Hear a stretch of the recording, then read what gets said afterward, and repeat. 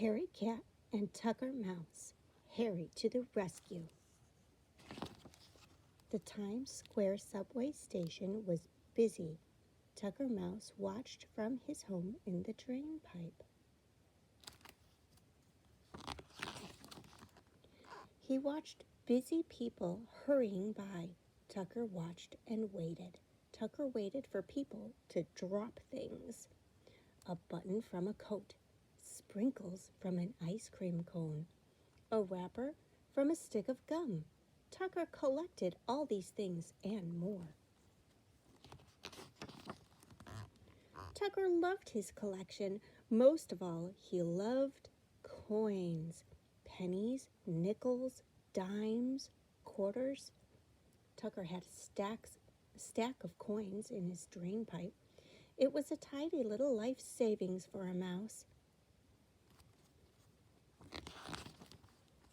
Blink! Tucker knew that sound. It was a coin hitting the floor. A man in the shoe shine store had dropped a penny. The penny swirled and rolled and rolled and swirled before it landed behind the shoe shine booth. The man could not reach the penny. It was in a space that was too small for a human hand, but Tucker knew this space was just the right size for him. Tucker waited until the station and the store got less busy. Then he ran across the way, slipped behind the shoe shine booth, and grabbed the shiny penny. There he is. He's going as fast as he can. Suddenly, it was very dark. The shoe shine store had closed. Tucker looked for a way out. There was just a thin crack under the door. There were no holes in the walls. There were no holes in the ceilings. Tucker was trapped. Tucker waited for his friend Harry Cat to come home. When he saw Harry, Tucker shouted, "Help me, Harry!" Harry was surprised to see Tucker across the way in the store. "Tucker, why are you in the shoe shine store?" asked Harry. "It's closed." "I know that," shouted Tucker. He held up the penny. "Ah," said Harry, "I understand."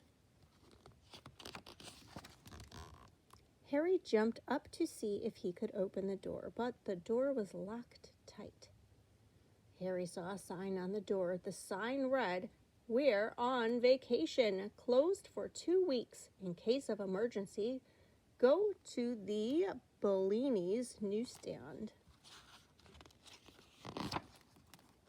Harry came up with a plan. "Tucker?" asked Harry. "Yes, Harry," said Tucker. "Do you see any food in there?" asked Harry. "Not a crumb," said Tucker, "and I'm getting hungry." "I'll be back in a minute," said Harry. Harry found thin pieces of a sandwich and slid them under the door. What a good friend.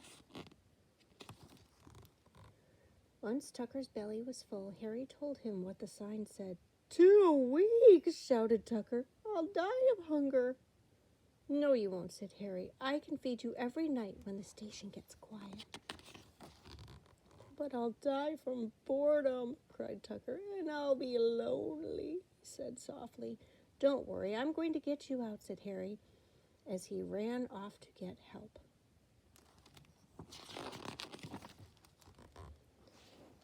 It felt like a very long time to Tucker, but Harry was only gone for a little while. He came back with their friends, Lulu Pigeon and Ned Squirrel. Lulu tried, but she couldn't pick the lock with her beak. Oh, said Lulu, "that's quite a mousetrap." Harry, Ned, and Lulu pushed against the door. It didn't budge. "We'll have to think of something else," said Harry. It was late.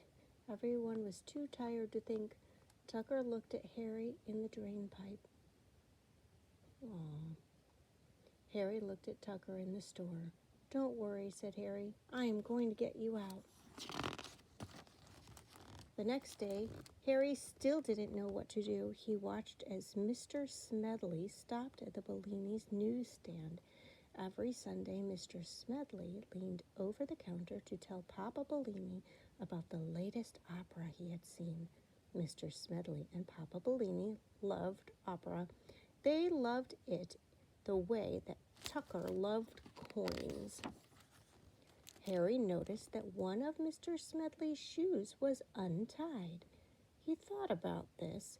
Without a shoelace, Mr. Smedley might trip. Would a missing shoelace be an emergency? Would it get Papa Bellini to open the shoeshine store? Harry decided to see. On a quiet cat paws, Harry crept up to the newsstand. With one curved claw, Harry tugged gently. He looked up. Mr. Smedley hadn't noticed a thing. Harry gave another little tug, and another, and another. Harry kept tugging until the shoelace was free. Harry grabbed the shoelace and raced back to the drain pipe. As Mr. Smedley said goodbye to Papa Bellini, he turned and walked right out of his shoe. Papa Bellini and Mr. Smedley scratched their heads. "Don't worry," said Papa Bellini. "I have the key to the shoeshine store. You can pay me for a new pair of shoelaces." Papa opened the shoeshine store to get Mr. Smedley a new pair of shoelaces.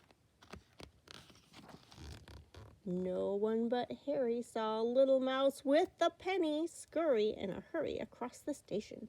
No one but Harry got the biggest tug a Little Mouse could possibly give. "You got me out," shouted Tucker. "I told you I would," said Harry. Mr. Smedley and Papa Bellini never knew what happened to Mr. Smedley's shoelace. They never knew that it became part of a collection in a drain pipe. And Mr. Smedley never knew how a penny got into his shoe the next time he visited the Bellini's newsstand. He never knew that it was one little mouse's big thank you.